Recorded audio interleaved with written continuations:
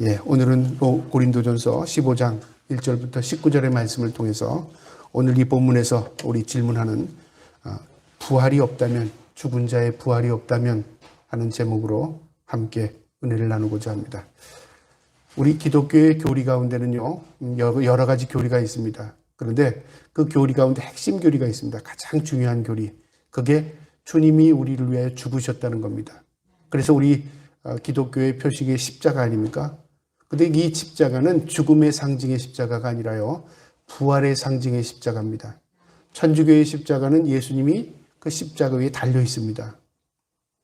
고난을 의미하고 죽으심을 의미한다면요, 우리 기독교의 십자가는 부활을 상징하는 십자가입니다. 죽음의 상징이 아닙니다. 그래서 예수님이 그 십자가에 달려 계시지 않아요. 그러니까 죽음을 이기신 십자가입니다. 핵심 교리입니다. 주님께서 우리를 위해 죽으셨고, 주님이 우리를 살리기 위해서 부활하셨고, 그리고 우리에게 소망이 돼서 천국을 소망하게 하는 겁니다. 만약에 이 교리 가운데요, 모든 교리, 아주 철저하게 교리를 완전히 무장했을지라도 그 교리에서 부활이라는 이 부활 신앙을 빼버리면요, 교리는 완전히 무너져 버립니다. 기독교인들이 아무리 믿음이 좋고 소망 가운데 있고 그가 믿음 생활을 잘했을지라도 그가 부활을 믿지 않는다면요, 그건 신앙이 아닙니다. 부활이 없다면 그는요, 이 세상에 국한된 겁니다. 오늘 마지막 절 19절에 가장 불쌍한 자랍니다. 헛믿은 거라 그 말이죠. 그래서 오늘 사도 바울이 이 고린도전서를 쓰면서 고린도 교인들이 많은 문제를 가지고 있었지만 너희가 왜 이런 문제 가운데서 허우적거리느냐, 그것을 근본적으로 깨닫게 하는 것이 오늘 15장입니다. 이 15장을 우리는 부활장이라고 말합니다. 고린도전서에 아주 중요한 장 두 장 있죠. 사랑장 고린도전서 13장, 또 부활장 고린도전서 15장입니다. 그래서 이 고린도전서 15장을 명확하게 알면 우리가 다시금 부활의 신앙을 회복할 수 있는 이 내용입니다. 오늘 사도 바울이 이 고린도 교회에게 너희가 왜 믿음이 흔들리냐면 바로 부활의 문제를 정확하게 너희가 깨닫지 못해서 그렇다 그 말입니다. 너희가 만약에 부활이 있다면, 그리고 우리가 죽었다 살아나는 그 문제를 깨닫고 있다면 너희가 이 세상에서 이렇게 살지 않을 것이다 그 말입니다. 그 당시에 헬라 이 철학적인 사고가요, 그때 2000년 전에는 이 유럽에 만연했습니다.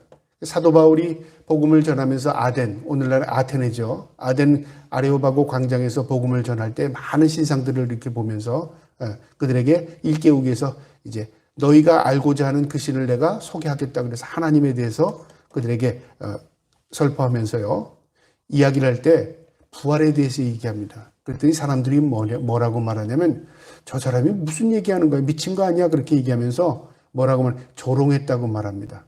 사도행전 17장에 그 내용이 있습니다. 부활의 얘기를 듣고 조롱했답니다. 그러니까 그 당시에 헬라 철학적인 사고를 가지고 있는 사람들은 이성적이었습니다. 머리고 이해가 되지 않는 건 미친 거죠. 오늘날 우리 그리스도인들 가운데도요, 이해되는 것만 믿고 이해되지 않는 것은 이상하게 생각하고 믿지 않는 사람들은요, 그건 믿음이 없는 겁니다. 물론 믿음이라는 자체는 우리의 머리에 있지 않습니다. 믿음은 하나님의 선물입니다. 하나님께서 믿을 수 있도록 은혜를 베풀어 주셔야 믿는 겁니다. 그 가운데 하나가 부활입니다. 그래서 사도 바울이 고린도 교회를 일깨우기 위해서요, 15장에 형제들아, 너희가 왜 이 부활을, 하나님께서 우리를 위하여 예수 그리스도를 이 땅에 보내주시고 그분을 통해서 우리의 모든 죄를 짊어지게 하시고 그 죽으심 이후에 부활한 그 사건을 우리가 왜 다시금 생각하지 못하느냐, 그 부활의 의미가 무엇 때문에 주님께서 우리를 위해 부활하셨는가, 그것을 지금 깨닫게 하는 겁니다. 오늘 본문을 통해서요, 우리의 신앙에 특별히 부활 신앙이 회복될 수 있기를 주님의 이름으로 축복합니다. 15장 1절에 보면 형제들아, 내가 너희에게 전한 복음을 너희에게 알게 하노니, 이제 복음의 핵심을 알게 하겠다는 겁니다. 그 이는 너희가 받은 것이요 또 그 가운데 선 것이라. 그 복음 위에 너희가 섰다 그 말이죠. 핵심적인 걸 내가 얘기하겠다 그 말이죠. 우리가 핵심적인 걸 기둥 그렇게 말하잖아요. 이 부활 신앙이 빠져버리면 우리의 신앙은 다 무너져 버립니다. 그런데 내가 다른 건 다 몰라도 나는 주님의 은혜로 부활한다 하는 부활을 믿게 되면요, 우리의 신앙이 다시 회복됩니다. 우리가 거기에 섰답니다. 2절에요. 너희가 만일 내가 전한 그 말을 굳게 지키고 헛되이 믿지 아니하였으면 그로 말미암아 구원을 받으리라. 만일 너희가 온전한 믿음으로 섰으면 구원받는다 그 말인데 여기 두 가지를 제시합니다. 굳게 그 말, 복음을 굳게 지키고, 여기서 지킨다는 말이 뭐냐면요, 그 말대로 살고 그 말씀을 믿고 행하며 살면 살아라 그 말이죠. 우리가 지킨다는 건 어떤 룰을 지킨다 그래 지킨다고 하죠. 법을 지킨다는 겁니다. 그대로 산다 그 말입니다. 하나님의 말대로 사는 겁니다. 말씀대로 사는 겁니다. 그 말씀대로 사는 게 뭘까요? 하나님의 말씀이 머리에 있는 게 아니라 내 삶에 적용하며 사는 겁니다. 그게 신앙생활이고요. 헛되이 믿지 않는다는 거, 그러니까 온전히 믿는다는 거죠. 온전한 믿음으로. 그래서 믿음이라는 것은 뭐냐면요, 내가 믿음, 생각이 있는 믿음 따로, 그 다음에 내 실천 따로가 아닙니다. 그 당시에 아마 많은 사람들이 그렇게 생각을 한 것 같아요. 철학적인 사고를 가지고 있으니까 내 삶은 다 이 땅에서 부패하고 타락해서 이 땅에서 소멸되는 것이고 내 영혼은 소생되는 것이다. 영생을 믿었습니다. 그 당시에도요. 그래서 고대 사람들이 무덤을 크게 짓는, 이 권력을 가진 사람들이 무덤을 크게 짓는 이유는요, 영생을 소망했고 영생을 믿었기 때문에 그렇습니다. 그런데 그들이 믿는 영생과 우리가 믿는 영생이 다릅니다. 그들은 영생은 뭐냐면요, 육체의 부활이 아니었습니다. 그들은 영혼의 세계에서 다시 그 지배권을 가지고 힘을 가지고 왕권을 누리고 살고 그 다음에 힘 있는 삶을 사는 것입니다. 영원히 소멸되지 않는 삶을 사는 그런 추상적인 영생이었습니다. 그런데 기독교의 영생은요, 부활이었습니다. 그러니까 사람들의 의식 가운데 죽었다가 살아난 사람들이 하나도 없는데 어떻게 그걸 믿느냐 그 말이죠. 너 죽었다가 살아난 사람 봤어? 아무도 못 봤습니다. 근데 사도 바울이 지금 죽었다가 살아난 증거를 지금 제시하는 겁니다. 누구를 통해서? 바로 예수 그리스도 메시아를 통해서 증거하는 겁니다. 우리는 그것을 믿는다 그 말이죠. 그래서 우리가 지키고 우리가 온전한 믿음으로 살면 반드시 구원을 받는다 그 말입니다. 3절에요. 내가 받은 것을 너희에게 전하였노니 이는 성경대로 그리스도께서 우리 죄를 위하여 죽으시고, 사도 바울은 3절 4절에서 성경대로라는 말을 반복합니다. 말씀대로 그 말이죠. 하나님의 말씀대로 그 말입니다. 이 세상의 가장 확실한 증거는요, 눈으로 보는 게 아니라 하나님의 말씀입니다. 하나님은 천지를 창조하신 분입니다. 창조주십니다. 그 말씀으로 세상은 창조된 것입니다. 그 말씀을 믿을 때 생명을 우리가 경험하게 되는 겁니다. 근데 사람들은요, 하나님의 말씀을 믿는 게 아니라 눈을 믿어요. 그러니까 가시적인 현상을 믿고 눈으로 보여주는 이 현상을 믿는다 그 말이죠. 그런데 이 눈으로 보여지는 것은 신기루와 같은 것들도 있습니다. 착시도 있습니다. 잘못 볼 수도 있다 그 말이죠. 그런데 우리는 눈으로 보는 것을 믿으려고 해요. 이게 세상입니다. 믿음은 눈으로 보는 게 아닙니다. 보이는 것은 잠깐이요, 보이지 않는 것이 영원한 것이 있습니다. 믿음이 바로 그겁니다. 그래서 사도 바울은요, 내가 성경대로, 성경의 증거대로 말하겠다 그 말이죠. 성경대로 그리스도께서 우리 죄를 위하여 죽으셨다 그 말입니다. 우리의 죄 문제를 우리 스스로 해결할 수 없어서 하나님이신 예수님이 이 땅에 오셔서 저와 여러분의 모든 죄를 짊어지시고 그분이 죽으셨다 그 말이죠. 그게 핵심 교리입니다. 죽었다 그 말이죠. 죄의 문제를 해결했다 그 말입니다. 자, 죄의 문제만 해결하고 우리는 죽어서 다시 부활하지 못하면 끝입니다. 여러분, 성경은 시작과 끝이 명확합니다. 세상을 창조하신 시작, 그리고 주님이 다시 오시면 끝 그 말입니다. 이것이 끝이고 이것이 모든 것이 다 없어지는 게 아니라 그 다음에 다른 시작이 시작됩니다. 어떤 시작이냐면요, 주님이 이 땅에 오시면 그때는 어떤 시작이냐면 심판과 그 다음에 구원이 시작입니다. 영원한 심판, 영원한 구원입니다. 영원한 천국입니다. 우리가 거기에 소망을 갖고 있는 겁니다. 그런데 사람들은 어디까지만 하냐면 심판, 아니 심판도 생각하지 않는 거죠. 소멸로 끝난다고 생각하는 겁니다. 그러니까 눈에 보이는 것까지만 믿게 되는 거죠. 성경은 성경의 하나님의 말씀대로 이 죄의 문제를 해결하고 그 다음에 4절에 보니까 장사 지낸 바 되었다가 장례식까지 치르고 완전히 죽음을 치르시고 성경대로 사흘 만에 다시 살아나사 부활을 의미합니다. 다시 살아났답니다. 이게 또 핵심 교리입니다. 죽으신 것, 저와 여러분의 죄를 짊어지고 죽으신 것, 그래서 우리의 모든 죄를 해결했습니다. 우리는 이제 하나님의 은혜로 깨끗함을 입은 겁니다. 예수 그리스도 때문에요. 그런데 부활이 없다면 끝난 겁니다. 그런데 그 이후에 끝난 게 아니라 죄의 문제를 청산하고 다시 새롭게 부활하는 겁니다. 영원한 생명으로 부활합니다. 놀라운 겁니다. 그러면서 5절부터는 무엇? 증거. 이 부활의 증거를 제시하는데요. 게바, 베드로를 의미합니다. 게바에게 보이시고 후에 12제자와 그러니까 모든 제자들에게 직접 예수님께서 부활한 모습을 보였다 그 말이죠. 성경에 근거가 있죠. 6절에 그 후에 500의 형제에게 일시에 보이셨나니 그 중에 지금도 대다수가 살아있고 어떤 사람도 잠들었으며 이 사도 바울이 이 서신을 쓸 때 살아있던 사람이 있었습니다. 제자들이요. 그 사람들은 이미 목격자들이라고 말이죠. 그 당시에 얼마나 많은 사람이 목격했냐면 부활한 이후 500여 형제들에게 많은 무리 앞에 주님의 실체를 드러내셨습니다.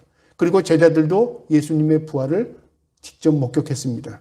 그 가운데는 지금도 살아있는 사람이 있다 그 말입니다. 증거가 분명히 있다. 그분들을 만나면 그분들에게 그 이야기를 들을 수 있다 그 말이죠. 이게 허상이 아니라 그 말이죠. 7절에요. 그 후에 야고보에게 보이셨으며 그 후에 모든 사도에게와 야고보는 바로 예수님의 제 동생이었죠. 그 야고보에게 보이시고 그 다음에 또 모든 사도에게 보이고 맨 나중에 만삭되지 못하여 난 자 같은 내게도 보이셨다. 사도 바울이 자신을 오늘날로 말하는 칠삭둥이라고 말이죠. 온전하지 못한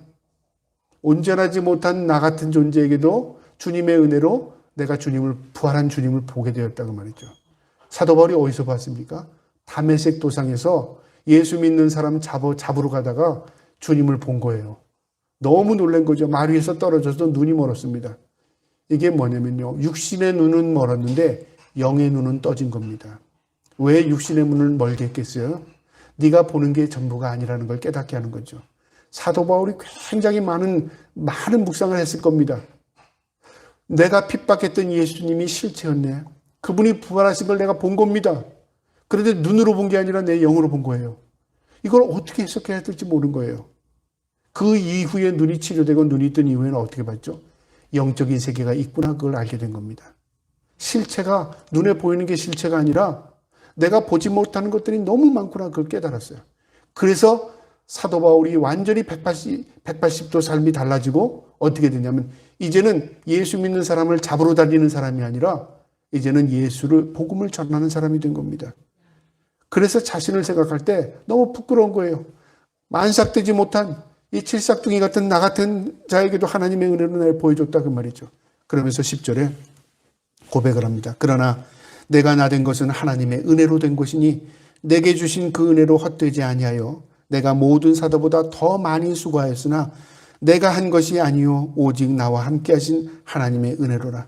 내가 많은 수고를 한 거 너희들도 알 것이다 그 말이죠. 그러나 내가 수고한 거 자랑할 게 하나도 없다 그 말입니다. 왜요? 너무 큰 은혜를 입었기 때문에 내가 하나님의 은혜 가운데 일을 해도 복음을 전해도 나는 빚진 자라 그 말이죠. 구원의 빚진 자 그런 말이 있잖아요. 우리가 진정으로 구원의 은혜를 깨닫게 되면요.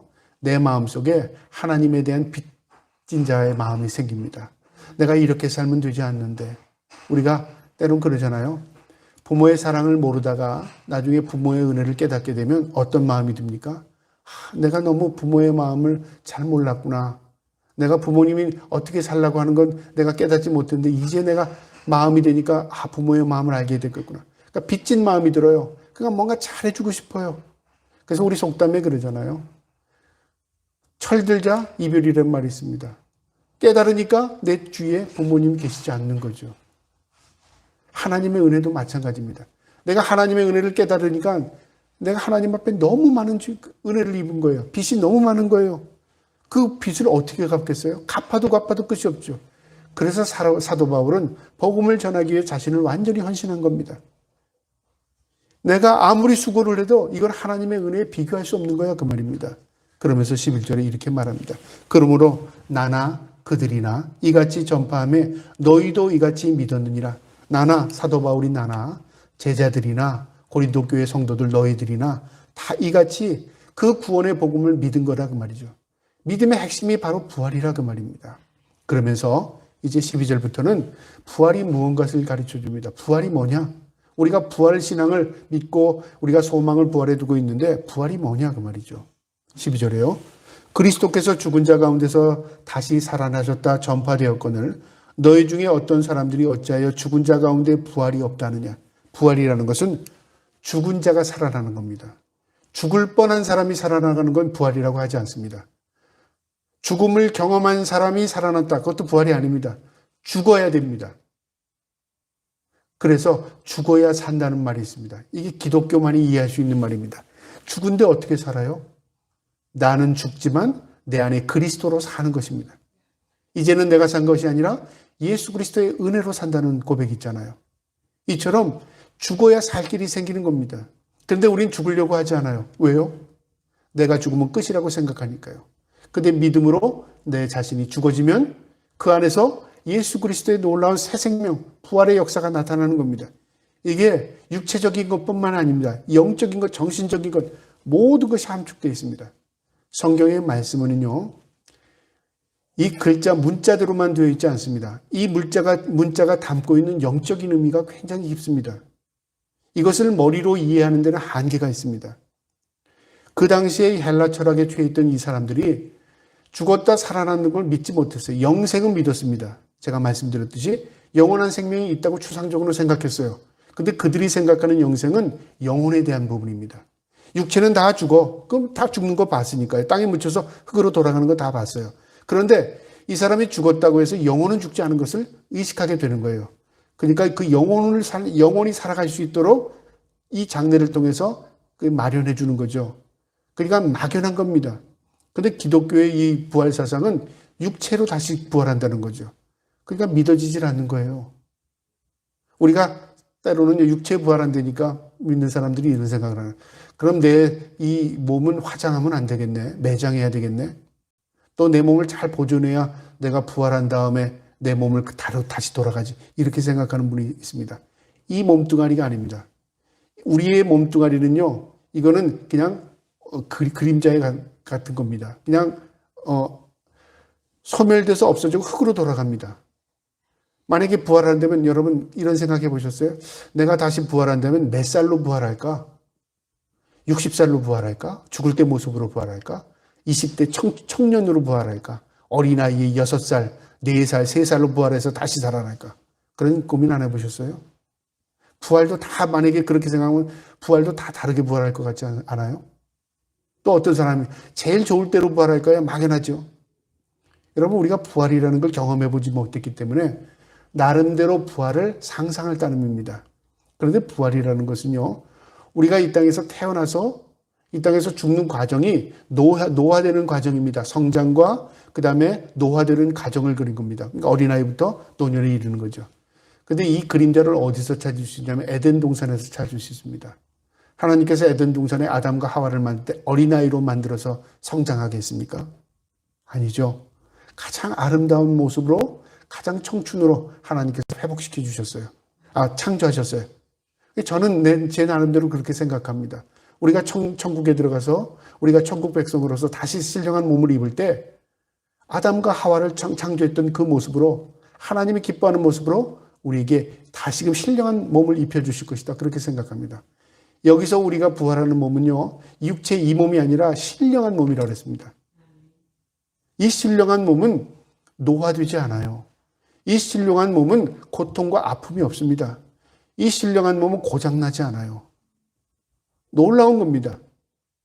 우리 주님께서 부활하신 실체를 보면 알 수 있어요. 우리 주님이 부활하신 후에 만져봤어요. 도마는 주님의 손을 만져봤어요. 그리고 주님이 베드로의 집에 들어갈 때 문을 통과해서 들어갔어요. 문을 열어서 들어오세요 그러지 않은데 문을 통과했어요. 그러니까 만져지고 이 실체가 있는데 그 시공을 초월하는 겁니다. 이걸 어떻게 이해합니까? 우리는 이 시공의 속에서 살아가기 때문에 이 세상이 전부라고 생각하는 거죠. 차원이 기껏해야 3차원입니다. 그런데 4차원의 세계를 영적인 세계라고 그러고 5차원, 6차원 그걸 우리가 상상하지 못합니다. 그런데 하나님의 세계는요. 차원이 완전히 다릅니다.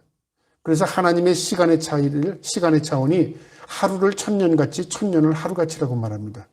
인간이 이해할 수 있는 범위가 이것까지입니다. 이처럼 놀라운 신비롭고 놀라운 것이 가득 차 있습니다. 그 가운데 하나가 이 부활입니다. 그러니까 인간의 지혜로 부활을 이해할 수 없을 뿐이죠. 다시 살아났다. 이거 믿을 수 없는 겁니다. 그러니까 그들이 믿지 않으니까 교회 안에 있는 성도들도 그들의 사고를 가지고 있는 그 방식으로 믿지 않는 겁니다.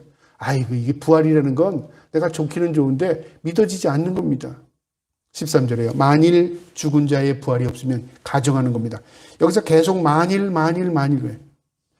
만약 한번 예정해보자. 한번 가상으로 한번 생각해보자 그 말입니다. 만일 죽은 자의 부활이 없으면 그리스도도 다시 살아나지 못하셨으리라. 주님은 우리의 죄를 짊어지고 십자가에 죽으셨습니다. 그분은 3일 만에 부활하셨습니다. 그걸 모든 제자들, 모든 사람들이 봤습니다. 그런데 그 부활이 없다면 그리스도가 살아나지 않았다. 말이 앞뒤가 맞지 않는 겁니다. 살아났는데, 주님은 살아났는데 모두는 다 봤는데 부활이 없다. 그럼 주님은 부활한 게 뭡니까? 그러니까 그때 당시에 로마인들이 예수님을 부활한 것을 숨기기 위해서 사람들을 매수합니다. 그것을 못 본 것을 하려고 했습니다. 그런데 그런다고 실체가 없어지는 게 아닙니다. 부활한 것은 확실한 증거입니다. 지금까지도 예수님의 무덤은 그 무덤은 빈 무덤입니다. 이처럼 예수님의 부활은 실체라 그 말입니다. 14절에요. 그리스도께서 만일 다시 살아나지 못하셨으면 가정하는 겁니다. 우리가 전하는 것도 헛것이요 또 너희의 믿음도 헛것이며. 여러분 도미노라는 거 알죠? 도미노. 뭐가 하나 넘어가면 그 다음에 그대 부딪혀서 넘어가고 쫙 다 넘어갑니다. 우리에게 부활신앙이 넘어가면요, 우리 가지고 있는 모든 신앙이 하나하나 다 넘어갑니다. 부활이 없다면 소망도 없어지죠. 천국도 없어지죠. 예수님의 실체도 없어지죠. 우리가 믿는 게 다 헛것되죠. 우리는 거짓말장애가 되죠. 우리가 이 세상에서 다른 사람들로부터 있다고 말했는데 실체가 없어지니까 우리는 완전히 속은 게 되죠. 남을 속인 자고 내가 속은 자고 다 실체가 없어지는 겁니다. 부활이 이처럼 중요한 겁니다. 핵심이 완전히 없어져 버리는 겁니다. 예수님이 살아나지 않았다면 우리가 전하는 복음도 헛것이고 헛된 것이고 너희의 믿는 것도 헛된 것이고 15절에 또 우리가 하나님의 거짓 증인으로 발견되리니 우리가 하나님이 그리스도를 다시 살리셨다고 증언하였습니다. 만일 죽은 자가 다시 살아나는 일이 없으면 하나님이 그리스도를 다시 살리지 아니하셨으리라. 우리도 거짓 증인, 거짓말한 사람일 뿐만 아니라 하나님이 하신 그리스도를 이 땅에 보내서 우리의 죄를 짊어지시고 십자가 지게 한 이 모든 게 다 헛것이다 그 말이죠. 죽었는데 예수님이 우리의 죄를 짊어지고 죽었는데 어떻게 했다는 거예요? 예수님도 하나님이신 예수님도 죽고 우리도 죽고 그러니까 끝은 다 비참한 겁니다. 희망이 하나도 없는 거죠. 부활이 없다면. 문제는 해결했는데 해결하고 어떻게 했다는 거예요? 가당한 얘기인지 모르지만 내가 시험을 봤어요. 시험 100점 맞았어요. 근데 떨어졌어요.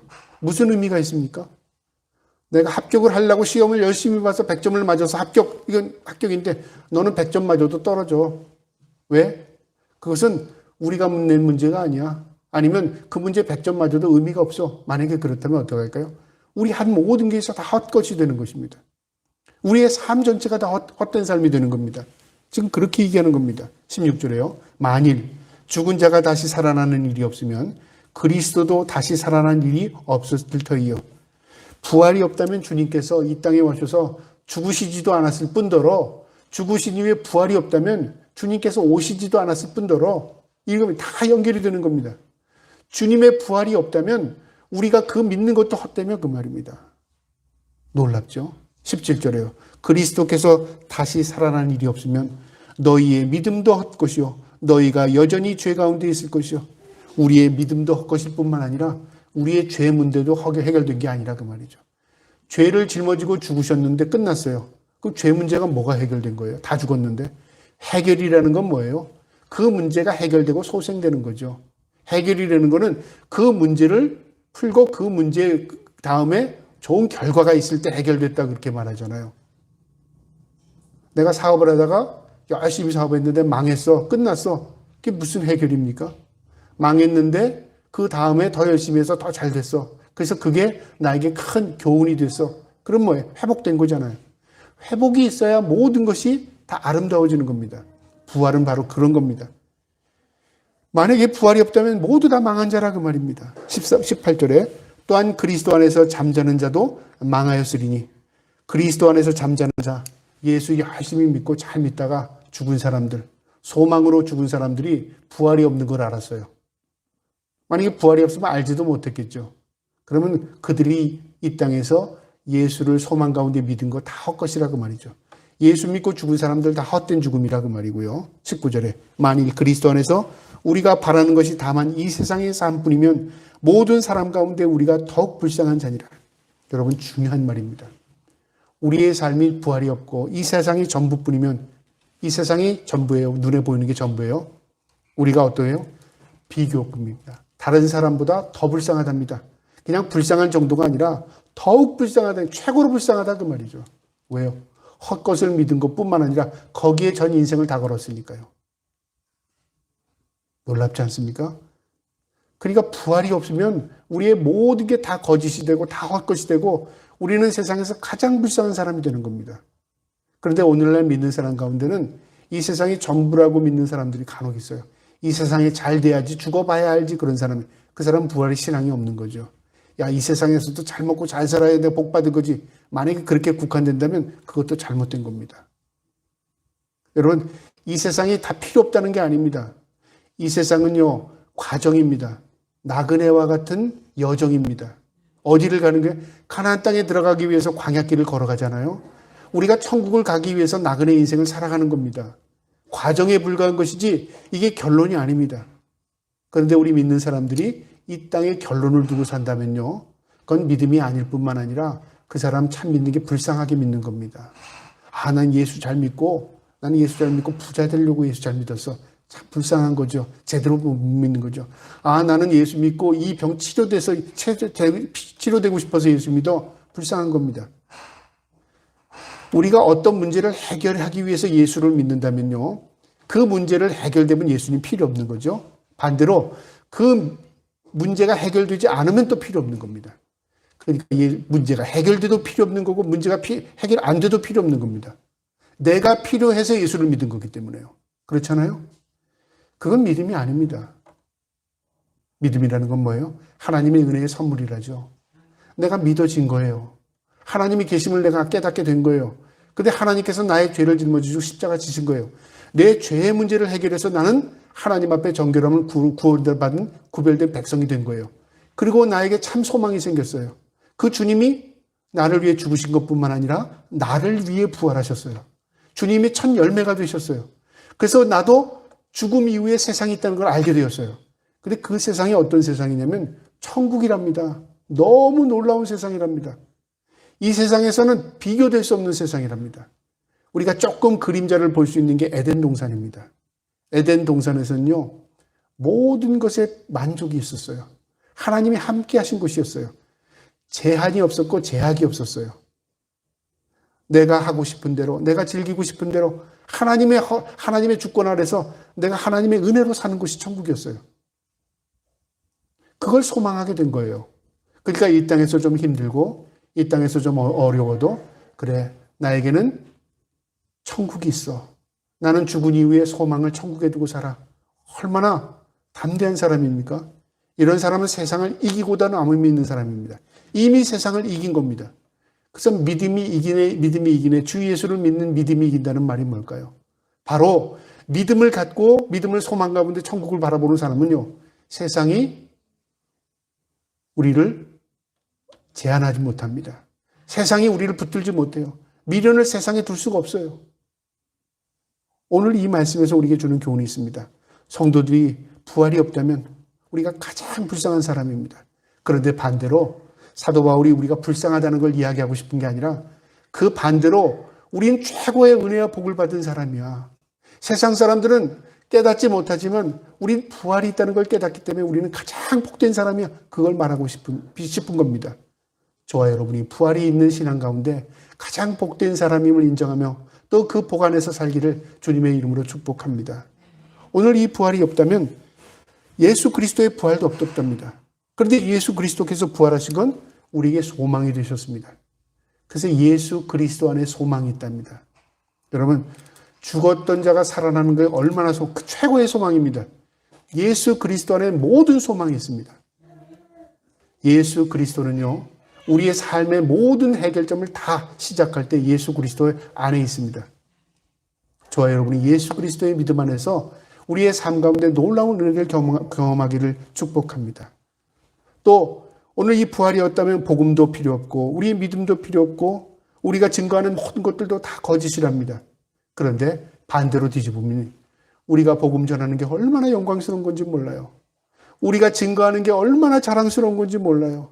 우리가 다시 예수 그리스도 안에서 부활을 우리 마음에 두고 있다는 게 얼마나 놀라운 믿음인지 모른다 그 말이죠.